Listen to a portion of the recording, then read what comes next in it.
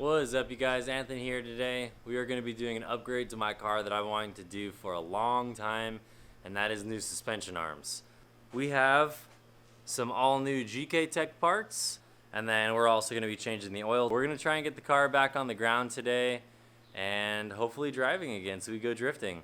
Alright, so obviously the first thing that you'd want to do when changing your suspension arms is to raise the car, which I've already done. Here is where the upper control arm goes. Here is where the rear toe goes. This one to here is where the rear traction goes. Here's where the front tension rod goes. After you would take off all the stock arms, the best thing to do would be to actually measure them. You want to make sure that they're like as close to stock length as possible, and then you can obviously adjust from there. Here are the front tension rods. Here are the rear upper control arms. Here's the rear toe arms. And then here's the traction rods. They seem way higher quality and stronger than my ISR arms were. All of the locking nuts and threading is way smoother. And the reason you want to get these eccentric lockout bolts, the bolts that you would adjust like your camber and your toe and everything with, basically we're going to be doing all of our adjustments from the arms instead of from those bolts. Alright, I'm going to heat up the car so we can do an oil change. I don't even know if my battery is going to work or not. It might be dead. Oh nice, I don't have a driver's seat either.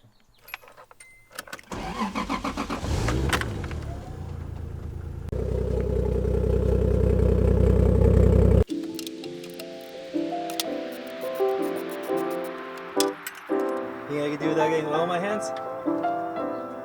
Yup.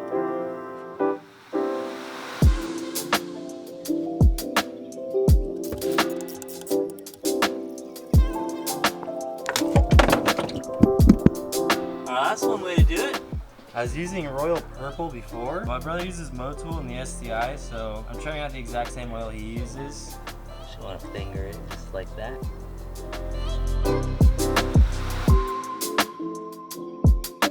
Oh shit! Oh, that shit's just coming, dude. It's busting nuts.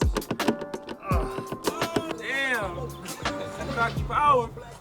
Alright, so this arm goes on the same way it comes off. On the spacers like that, so it pushes the entire arm as close as possible.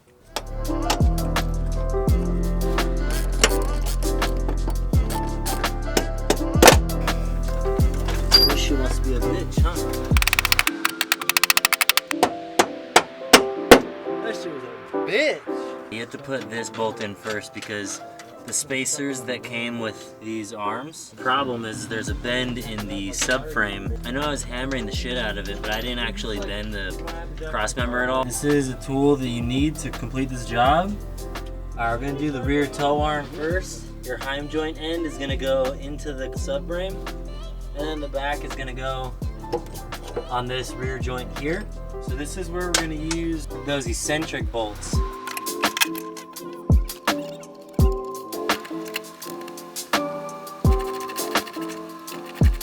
Alright, next we're moving on to the upper control arm, and then again we're going to use one of the eccentric lockout bolts for the heim joint end, and the regular OEM hardware for this end.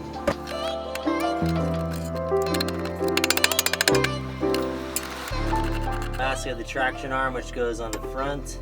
Make sure you keep the OEM hardware for the heim joint. It's not an eccentric bolt. That bolt is longer than the other bolts that you all use for this end.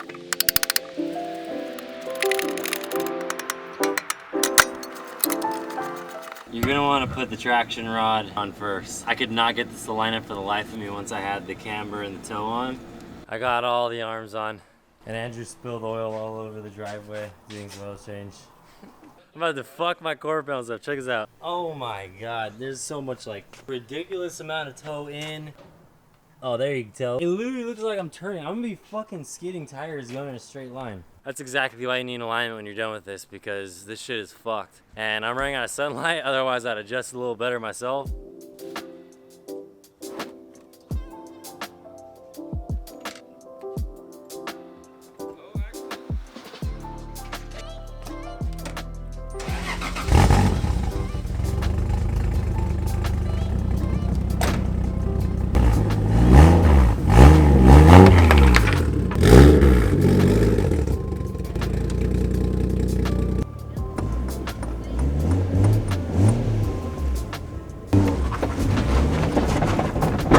Oh my God!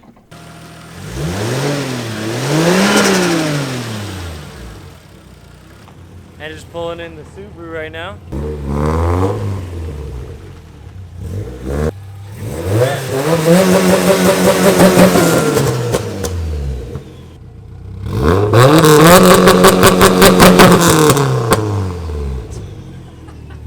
I don't know how many videos we have with the Subaru running, but it runs good. A little sneak peek.